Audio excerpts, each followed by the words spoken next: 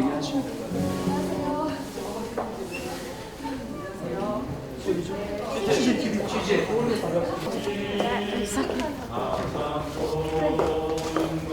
어디까지?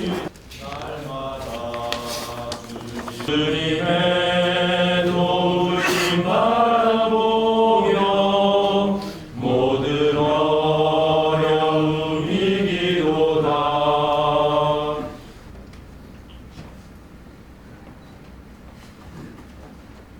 삶 가운데 실천하기 열망하는 마음을 주셔서 이곳에 오게 해주신 것을 감사합니다. 이 행사를 준비하기까지 하나님께서 친히 간섭하여 주셔서 새로운 정립이 될 수 있도록 나와서 그럼 그 다음 학기에 뭐냐 해서 그 다음 학기 기말고사 문제도 뭘까 막 고민하는데 소문이 똑같은 문제가 나온다고 그러더라고요. 그래서 설마 했는데 그 다음에는 마케팅은 과연 무엇인가, 과연 없었고 또 그 다음 학기에는 마케팅은 도무지 무엇인가. 그 시리즈로 해서 한 3, 4년은 계속 내요. 그럼 학생들은 내년에 안 내겠지 해도 당신은 마케팅이 뭐라고 생각합니까? 그런 식으로 계속 나와요. 그 제목은 굉장히, 그래서 그게 굉장히 저는 교수가 된 시점에서 제가 잘 내는 과목의 문제입니다. 경영학이란 무엇인가? 그런 질문입니다. 오늘 우리 제목을 Why Anabaptist? What's Anabaptist? 이 제목을 선정하는데 우리 김복희 형제님, 김재 목사님 제가 막 카톡으로 이 영어가 맞냐 틀리냐 하면서 했던 거예요. 그래서 이 제목을 정하면서 옛날 그 생각이 났습니다. 그래서 실은 오늘은 아나바티스트의 아이덴티피케이션이 뭐냐를 공부하고 서로 나누는 시간인데 제가 설교 준비를 하면서 그래서 본질은 예수라는 생각이 들어서 예수님의 아이디라는 생각으로 최근에 누가복음을 큐티를 하기 때문에 이 구절이 와닿았습니다. 누가복음 4장 18절 19절은 여러분이 너무 많이 아는 구절이고 많이 인용되는 구절입니다. 제가 한 번만 더 읽을 거고요. 여러분들이 잘 메시지 자체를 기억하시면서 들으시기 바랍니다. 여기에 하나님과 예수님과 우리 인간의 모습이 다 나오기 때문에 한번 그 초점을 맞춰서 들으시면 좋을 거라고 생각합니다. 주의 성령이 내게 임하셨으니 이는 가난한 자에게 복음을 전하게 하시려고 내게 기름을 부으시고 나를 보내사 포로된 자에게 자유를 눈먼 자에게 다시 보게 함을 전파하며 눌린 자를 자유롭게 하고 주의 은혜의 해를 전파하게 하려 하십니다. 이 구절은 예수께서 나사렛 고향에서 안식을 맞이해서 회당에서 처음 데뷔를 하는 시간입니다. 그 데뷔 곡인데 의도적으로 이사야서 61장 1, 2절 유명한 여호와의 종의 노래를 인용을 하는데 앞에 보면은 이렇게 기록된 데를 찾았나니 그래서 예수께서 의도적으로 이 구절을 뽑은 거죠. 그래서 읽었고 그 구절입니다. 제가 이 글을 묵상을 하면서 대통령 취임식 때 했던 이너그레이션 어드레스에 대통령들이 다음 자기 정권을 어떻게 펼칠지를 얘기하는 이너그레이션 어드레스는 굉장히 유명한 거고 우리나라도 그것 비슷해서 역대 대통령이 취임식 때 자기의 정체성과 함께 자기의 국정 방향을 얘기하는데 예수님은 이것을 이사야서를 사용해서 했다고 생각을 합니다. 예수의 자신의 인생과 목표를 미션을 선포한 날입니다. 이 구절을 보면 그 누가복음을 이렇게 조금 더 생각을 해보면 세 가지 단계가 나오죠. 이전에 요한의 세례를 통해서 성령 충만함을 받으신 예수님이 나옵니다. 그 다음에 그 사탄의 마귀의 시험을 받아서 광야에서 그 시험을 보고 그 다음에서 끝나자마자 이제 나사렛으로 사역을 시작을 하는 것이죠. 제가 이 장면을 세 가지 비유를 들었으면 좋겠어요. 처음에는 예수님께서 우리 대학 입시라고 좀 생각을 해보면 정말 고생해서 한 30년, 20년 정도 공부하는데 대학 입시를 보듯이 예수님께서 30세 전까지 살면서 준비를 많이 하신 것 같아요. 요한의 세례를 통해서 성령 충만까지 받으신 완전히 시험생으로 보면 완전 학습을 하신 것 같아요. 그리고 거기에 첫 시험 예비고사를 보는데 사탄으로부터 예비고사를 받습니다. 예비고사 성적은 전체 수석을 한 것 같아요. 하나님의 말씀을 갖고 사탄을 당황했습니다. 이제 본고사가 남았는데 본고사 면접이에요. 본고사를 면접을 어디서 보냐면 회당에서 보게 되는데 면접 결과가 여러분들은 몇 점 나왔을 거라고 생각하세요?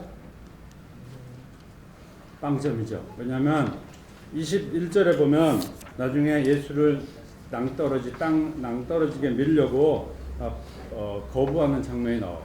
그러니까 예수님께서 자기 아이덴티피케이션을 면접에서 얘기했는데 그 시험관인 그 사람들이 보고선 못마땅해서 예수를 죽일 생각을 하는 거죠. 이 장면은 실은 예수님에 대한 우리가 아이덴티피케이션을 얘기한다고 생각합니다. 응답하라 1호2호라고 쓴 이유 중에 하나는 제가 엘카르트에 있는 학교에서 1년간 안식년을 보냈을 때 과목을 몇 과목 들었는데 거기 아나바프티스 역사 과목을 듣는데 1525년 1월 21일 날 3명의 사람이 모여서 기도 가운데 서로 세례를 주는데 그 세 사람 이름을 아직도 좀 헷갈리게 외우고 있는데 그 3명의 이름이 컨라드 그레벨, 조지 브라우엑, 알렉스 만츠, 펠릭스 만츠죠. 그 세 분이 집에서 예배를 드리다가 서로 세례를 주면서 제세례가 시작된 날입니다. 그래서 그날을 기념해서 오늘은 바로 그 응답하라 1호2호라는 말은 그 7년 전에 루터가 했던 1517년, 곧 저희가 내년이면 아마 500주년 리포메이션 종교개혁 기관으로 생각하는데 우리는 2025년이 되겠죠. 2025년 되면은 응답하라 500년이 되는 기간이라고 생각합니다. 남은 시간은 오늘 메시지 전했던 그걸 갖고 제가 조금 정리를 하고 마치고자 합니다. 제 그 본문에 보면은 하나님과 예수님과 또 우리의 인간의 모습이 나왔다고 했는데 하나님의 모습은 과연 어떤 모습일까? 하나님의 모습은 세 가지로 나옵니다. 첫째는 기름을 부으시는 하나님, 임하시는 하나님이 나오고 그 다음에 하나님이 주의 성령이 내게 임하사 임하시는 하나님이 나오고 두 번째는 기름을 부으시는 하나님이 나오시고 세 번째는 보내시는 하나님이 나오십니다. 그래서 예수님을 준비시키기 위해서 임하셨고 또 기름을 부으셨고 이제 보내셨습니다. 그것이 하나님이 예수님을 세우는 작업이라고 생각합니다. 저는 전공이 경영하기 때문에 좀 분석하는 걸 좋아하는데 이 구절을 갖고 좀 분석을 해봤어요. 기업이나 어떤 조직에서 가장 중요한 스테이트먼트가 미션 스테이트먼트, 사명입니다. 이 글의 예수님의 사명은 저는 가난한 자에게 복음을 전하게 하시려고 이것이 미션 스테이트먼트라고 생각이 됩니다. 그래서 그것을 위해서 주의 성령이 임하고 기름을 부으고 포로된 자에게 보낸 것이죠. 그래서 가난한 자에게 복음을 전하게 하시려고가 바로 미션 스테이트먼트입니다. 이 하나님이 임하고 기름을 붓고 성령이 임하는 경우는 구약의 동시에 이런 경우는 한두 군데밖에 안 나옵니다. 다윗 왕을 세울 때 나오는데 그 장면을 제가 읽어드리겠습니다. 사무엘 하사에 다윗 왕에 관련된 내용인데 이는 다윗의 마지막 말이라 이새의 아들 다윗이 말하며 높이 세워진 자 야곱의 하나님께로부터 기름 부음 받은 자 이스라엘의 노래 잘하는 자가 말하노라 여호와 영이 나를 통하여 말씀하십니다. 즉 다윗은 본인을 기름 붓고 여호와 영이 나를 통했다고 마지막 노래를 하고 있습니다. 그 정도로 중요한 것이 바로 기름 부음과 영의 임하십니다. 예수님께서 그렇게 됐고 두 번째는 미션 스테이트먼트는 좀 더 철학적이지만 그것보다 그 다음 단계가 오브젝티브라고 합니다. 목적입니다. 과연 가난한 자에게 복음을 전하는 그 미션 스테이트먼트의 목적이 뭐냐? 그건 예수님이 하신 일인데 예수님과 관련된 동사가 세 가지가 나오는데 첫 번째는 전파하며라는 말이 나오고, 두 번째는 눌린 자를 자유롭게 하며 나오고, 세 번째는 은혜의 해를 전파하며. 두 가지로 요약할 거 없을 수 있어요. 전파라는 단어와 자유라는 단어, 자유롭게 하는 거죠. 영어로 하면 proclaim이라는 단어고 liberate. 즉 예수님은 proclaimer고 liberate입니다. 전파시키는 자고 또 자유롭게 하는 자인데, 그것이 바로 미션에 대한 objective, 목적이라고 합니다. 가난한 자에게 복음을 전하게 하시려는 그 미션 스테이트 밑에 objective가 바로 포로된 자를 자유롭게 하고, 눈먼 자를 다시 보게 하고, 눌린 자를 자유롭게 하는 거죠. 바로 인간의 모습이 나온다고 봅니다. 인간의 모습은 거기에 그 구절에 보면 세 가지가 나오는데, 포로된 자, 눈먼 자, 눌린 자죠. 아마 예수님께서 그 셋을 합쳐서 가난한 자로 본 거예요. 그래서 다시 목적절인 미션 스테이트먼트인 가난한 자에게 복음을 전하게 하시려고, 이 말씀 좀 생각을 했으면 좋겠습니다. 가난한 자에게 복음을 전하게 하시려고의 가장 중요한 것은 두 가지 질문이 가장 중요하다고 봅니다. 첫 번째 질문은 누가 가난한 자인가? 두 번째 질문은 무엇이 복음인가? 누가 가난한 자고 무엇이 복음인가가 이 미션 스테이트의 가장 중요한 질문이죠. 근데 이사야서를 통한 예수님의 고백은 이 가난한 자가 바로 포로된 자고 눈먼 자고 눌린 자라는 거죠. 그럼 무엇이 복음인가? 이들을 자유롭게 하고 다시 보게 하고 또 자유롭게 하는 거죠. 눈먼 자를 다시 보게 한다는 뜻도 자유롭게 한다는 생각이 듭니다. 눈먼 자는 아주 자유롭지 못합니다. 그러니까 생각을 더 할 필요도 없이 너무 당연한 거죠. 즉 다시 보게 한다는 것은 눈먼 자를 자유롭게 하는 행동이라고 생각을 합니다. 그래서 오늘 이 미션 스테이트먼트인 가난한 자에게 복음을 전하게 하시려고의 핵심은 가난한 자에게 자유를 전하는 것이죠. 가난한 자는 지금 사회적 약자입니다. 그래서 약자에게 자유를 주는 것이 예수님의 정체성이라고 생각합니다.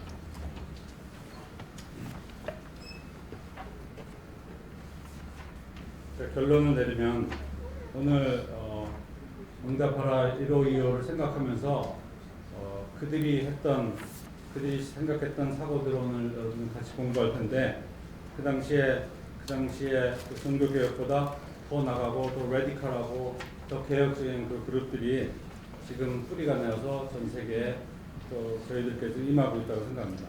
바로 그때 그 이야기가 지금 우리의 이야기로 바뀌어야 될 거라고 생각합니다. 그때 그곳에 그들의 이야기가 있었습니다. 영어로 하면 there, then, their story가 있었죠.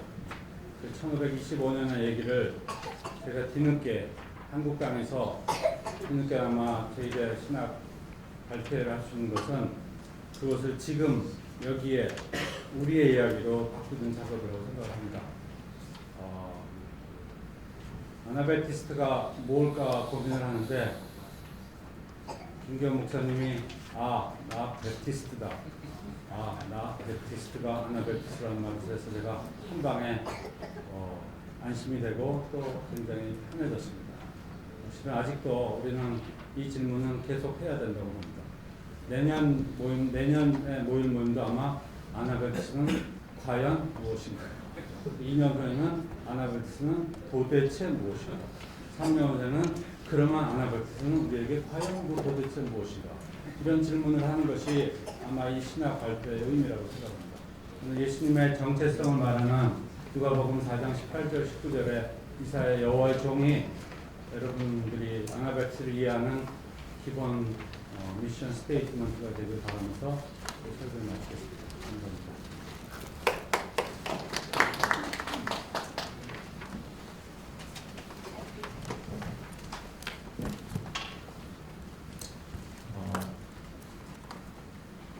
이 시간 우리가 잠시 축도를 마친 다음에 바로 술제를 들어가도록 하겠습니다. 공동 축도로 오늘 예배를 마칠 예정입니다. 네, 보시면 여러분께서 같이 모든 분들을 축복하는 마음으로 같이 읽도록 하겠습니다. 주 예수 그리스도의 은혜와 하나님 아버지의 사랑과 성령의 공하심이 하나님 나라를 꿈꾸는 모든 사람들에게 함께 있게